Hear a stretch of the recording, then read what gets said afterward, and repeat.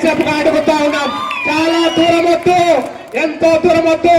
నిన్ననే మీ యొక్క ఆర్థిక శాఖ మంత్రి పక్కన ఉరవకొండ కోట్ల రూపాయలు ఉన్నత విద్యారంగానికి, ప్రాథమిక విద్యారంగానికి, అదేవిధంగా వృత్తి విద్యలకు అన్ని కలిపి నువ్వు కేటాయించావు.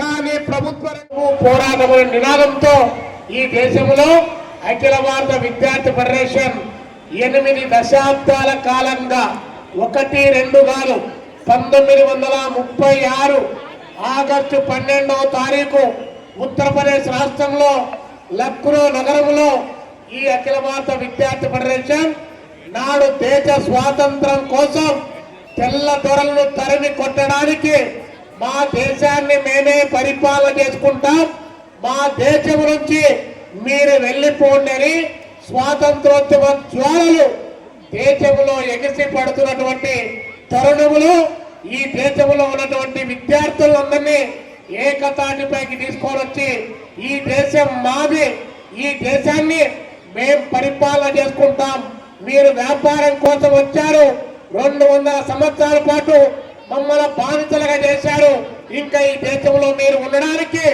వీలు లేదని చెప్పి రవి అస్తమించినటువంటి బ్రిటిష్ సామ్రాజ్యానికి వ్యతిరేకంగా పోరాటం జరుగుతున్నటువంటి తరుణంలో పొత్తిళ్లలోనే పిడికిని బిగించి అఖిల భారత విద్యార్థి ఫెడరేషన్ ఏఎస్ఎఫ్ ఈ దేశంలో ఆవిర్భవించింది.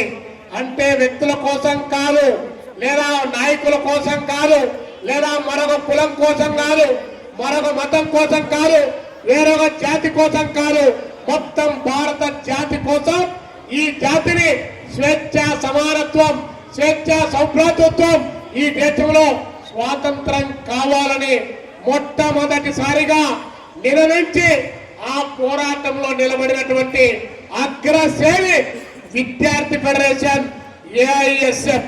1 కాదు 2 కాదు 89 సంవత్సరాల కాలంగా ఈ భారతదేశంలో నాడు స్వాతంత్ర పోరాటంలో అగ్రభాగా నిలబడింది.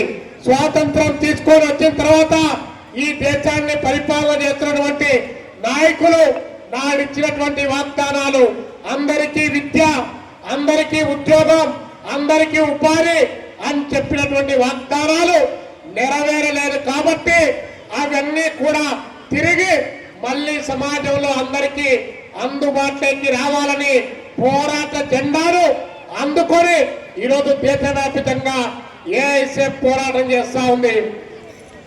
అందుకనే అఖిల భారత విద్యార్థి ఫెడరేషన్ ఈ యొక్క కర్నూలు జిల్లాకు, లేదా పక్కన కడప జిల్లాకు, అనంతపురం జిల్లాకు పరిమితమైనటువంటిది కాదు. మొత్తం భారతదేశ వ్యాప్తంగా 29 రాష్ట్రాల్లో అఖిల భారత విద్యార్థి ఫెడరేషన్ ఏఐఎస్ఎఫ్ ఏర్పాటు చేసి education is right not a privilege అని చెప్పి పోరాటం చేస్తా ఉంది. విద్య అనేటువంటిది కొంతమందికి మాత్రమే సౌకర్యంగా ఉండరాదు, ఈ దేశంలో ఉన్నటువంటి అన్ని వర్గాల వారికి విద్యను అందించాలని చెప్పి అఖిల భారత విద్యార్థి ఫెడరేషన్ దేశవ్యాప్తంగా అలాంటి పోరాటం చేస్తా ఉంది. మనందరికీ తెలుసు, ఇక్కడ చాలా మంది గవర్నమెంట్ పాఠశాలలో చదివే వాళ్ళు, గవర్నమెంట్ జూనియర్ కాలేజీల్లో చదివే వాళ్ళు, అదేవిధంగా ప్రభుత్వ విద్యాలయాల్లో చదివే వాళ్ళు ఉన్నారు, ప్రైవేట్ విద్యా సంస్థల్లో చదువుకునేటటువంటి వాళ్ళు ఉన్నారు. కానీ ఈరోజు మన దేశంలో ఉన్నటువంటి పాలక వర్గాలు అవలంబించేటువంటి ఆర్థిక, రాజకీయ విధానాల ఫలితంగా అక్షరాలు మాత్రం అందరికీ, చదువు మాత్రమే కొందరికి, అది కూడా కొనగలిగే వారికి మాత్రమే అందుబాటులోకి వస్తుందని పాలక వర్గాలు తమ విధానాల ద్వారా ఈరోజు చెబుతా ఉన్నారు. మనం గమనిస్తా ఉన్నాం. మనం ఎక్కడికి పోతే ఈ దేశంలో ప్రైవేటు విద్యా సంస్థలకు ఆస్కారం లేకుండా ప్రభుత్వ విద్యా సంస్థలు ఏర్పాటైనాడు. అందరం కలిసి మెలిసి బాగా చదువుకున్నాం. అందులో ఉన్నటువంటి వాళ్ళు మంచి మేధావులయ్యారు, రాజకీయవేత్తలయ్యారు, విజ్ఞానవేత్తలయ్యారు, శాస్త్రవేత్తలయ్యారు.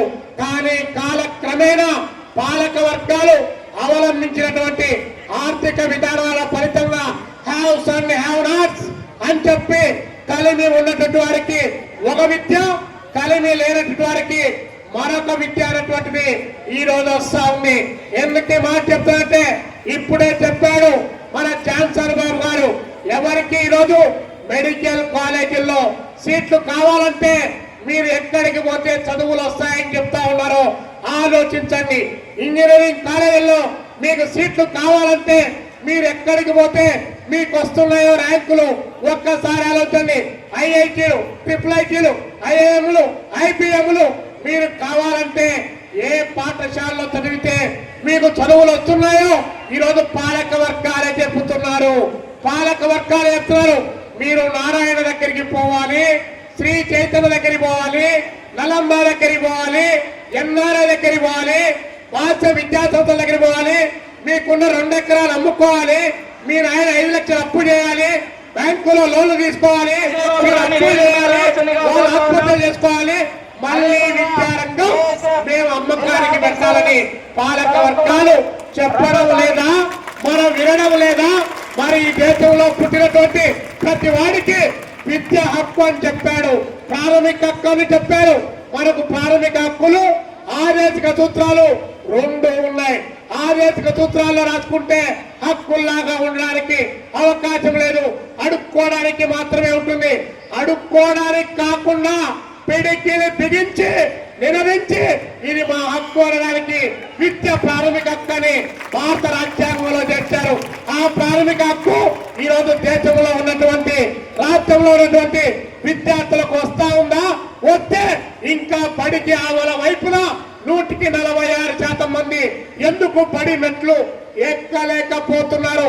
పలకల పరిశ్రమల్లో, నేటి పరిశ్రమల్లో, పీడీలు చుట్టే చోట, మోటార్ బైకులు రిపేర్ చేసే చోట, టీ కొట్లల్లో ఎందుకు బాల కార్మిక వ్యవస్థగా చదువుకోవడానికి అవకాశం లేకుండా ఈరోజు బడి బయట వారు ఎందుకున్నారు?